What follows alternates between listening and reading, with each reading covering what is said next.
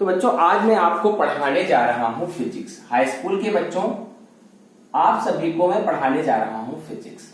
और आज मैं आपको बताऊंगा कि वक्रता त्रिज्या क्या होती है, मतलब रेडियस ऑफ कर्वेचर क्या होता है, और आपका वक्रता त्रिज्या और फोकस दूरी के बीच में संबंध क्या होता है। ठीक है, तो क्या होता है हमारा वक्रता त्रिज्या, तो ये होता है आपका फोकस दूरी के दो गुने को, फोकस दूरी के दो गुने को वक्रता त्रिज्या कहते हैं, वक्रता त्रिज्या कहते हैं। मतलब the twice of focal length is known as radius of curvature. क्या होता है आपका twice of focal length is known as radius of curvature। Focus दूरी के दो गुने दूरी को क्या कहते हैं, वक्रता त्रिज्या कहते हैं। इसको लिखते हैं हम किससे, r से। ठीक है, r से लिखते हैं और ये क्या होता है, फोकल लेंथ का 2 टाइम्स होता है। मतलब आप ये भी कह सकते हैं कि focal length radius of curvature की क्या होती है, आधी होती है। फोकस दूरी जो होती है वो क्या होती है, त्रिज्या की आधी होती है। अब आज हम आपको बताएंगे इमेज फॉर्मेशन के बारे में, मतलब प्रतिबिंब कैसे बनता है इसके बारे में हम आपको समझाएंगे और इसके बारे में चर्चा करेंगे। इससे पहले एक और बहुत ही इंटरेस्टिंग फैक्ट है वो मैं आपको बताऊंगा, और वो क्या है आप समझेंगे। वो है हमारा समतल दर्पण के बारे में। समतल दर्पण के बारे में एक क्वेश्चन पूछा जाता है जो कि बड़ा ही इंटरेस्टिंग फैक्ट है। समतल दर्पण के लिए दो बातें हैं, कभी कभी पूछ लिया जाता है कि समतल दर्पण से रिलेटेड क्वेश्चन। तो पहली बात बच्चे आप जान लेंगे, जो आपके घर पे आप दर्पण देखते हैं शीशा, उसी को हम क्या कहते हैं, समतल दर्पण कहते हैं। पहली बात क्या है कि समतल दर्पण की फोकस दूरी, क्या समतल दर्पण की फोकस दूरी, क्या बच्चा, समतल दर्पण की फोकस दूरी क्या होती है, अनंत होती है। क्या होती है, अनंत होती है, मतलब इनफाइनाइट होती है। मतलब the focal length of plane mirror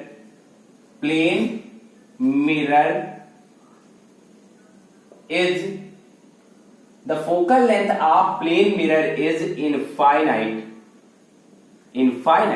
मतलब समतल दर्पण की फोकस दूरी जो होती है वो क्या होती है, अनंत होती है। दूसरी खास बात है, एक व्यक्ति को अपना पूर्ण प्रतिबिंब देखने के लिए, पूछा जाता है क्वेश्चन, पूर्ण प्रतिबिंब देखने हेतु अपने से आधे लंबाई के दर्पण की आवश्यकता होती है। लंबाई के दर्पण की आवश्यकता होती है। मतलब क्या है आपका, एक व्यक्ति को अपने आप को पूरा देखना है। एक एग्जांपल समझना, अगर एक 10 फीट का आदमी है तो इसको दर्पण कितना बड़ा चाहिए, पूरा प्रतिबिंब देखने, पूरा शरीर देखने के लिए इसको चाहिए कितना, 10/2, मतलब कितना, 5 फीट का दर्पण चाहिए। बच्चे समझ गए आप। ये था आपका 2 फैक्ट। ये आपके बड़े ही इंटरेस्टिंग फैक्ट है जो कि कभी कभी पूछ लिए जाते हैं 1 मार्क्स में, आपके बोर्ड एग्जाम्स में ये पूछ लिए जाते हैं। मतलब a person needed half of its length to see himself in a mirror। एक व्यक्ति को स्वयं को दर्पण में देखने के लिए a person needed a mirror half of its length to see himself to see himself in the mirror. दर्पण में स्वयं को देखने के लिए जरूरत होती है, कितनी होती है? आधे लंबाई के दर्पण की आवश्यकता पड़ती है। अब आप समतल दर्पण के बारे में जान गए।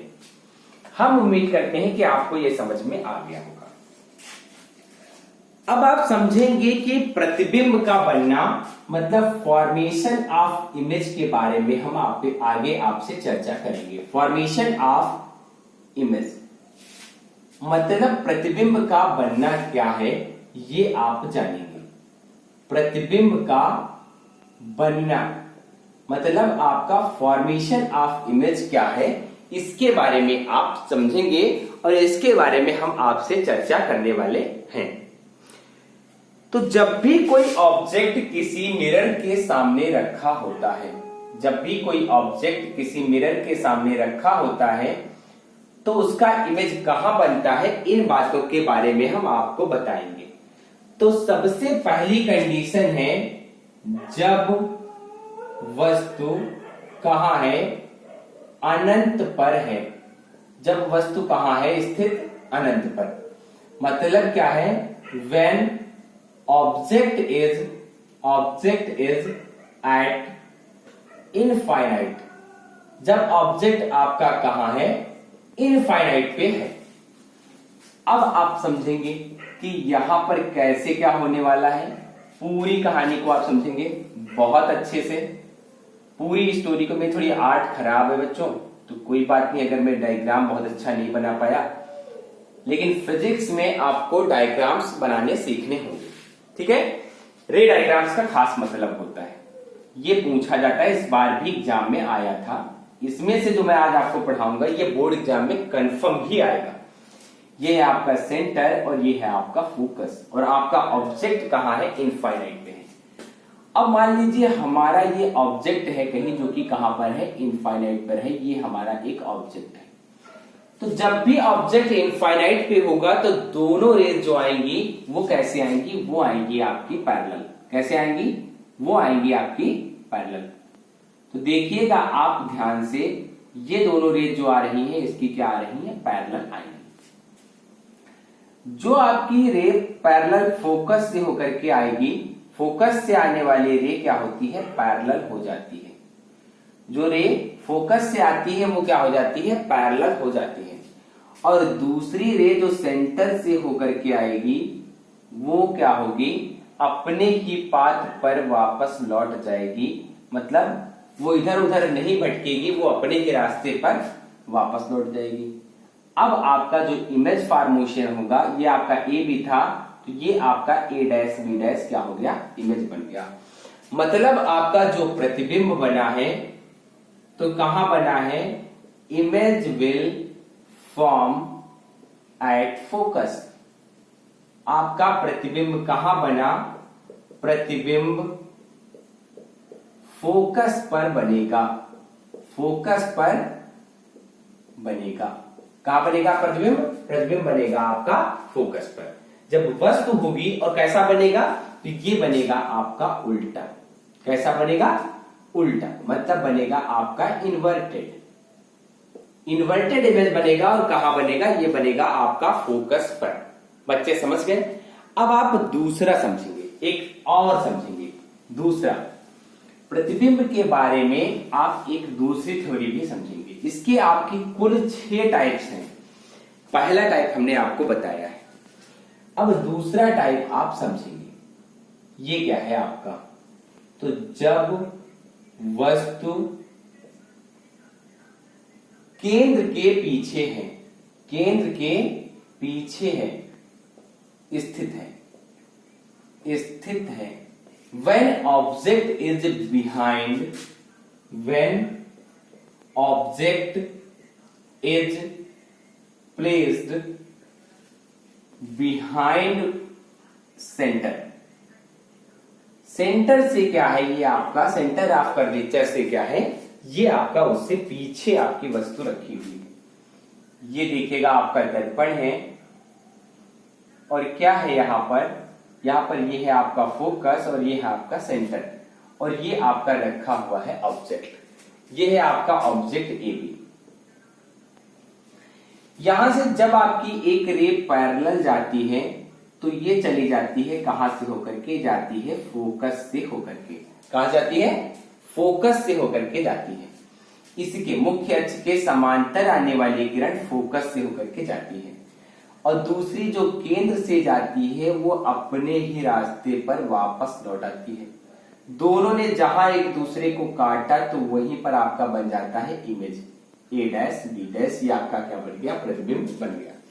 मतलब आपका जो प्रतिबिंब है, जो आपका प्रतिबिंब है वो कहां बनेगा, वो बनेगा केंद्र तथा फोकस के बीच। कहां बनेगा, केंद्र तथा फोकस के बीच। मतलब बनेगा आपका बिटवीन, क्या हो जाएगा, image will form between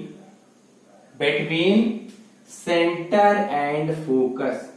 centre and focus समझ में आ गया बच्चे, आ गया। तो अब आप देखेंगे तीसरा टाइप। अब आप देखेंगे क्या, अब आप देखेंगे तीसरा टाइप।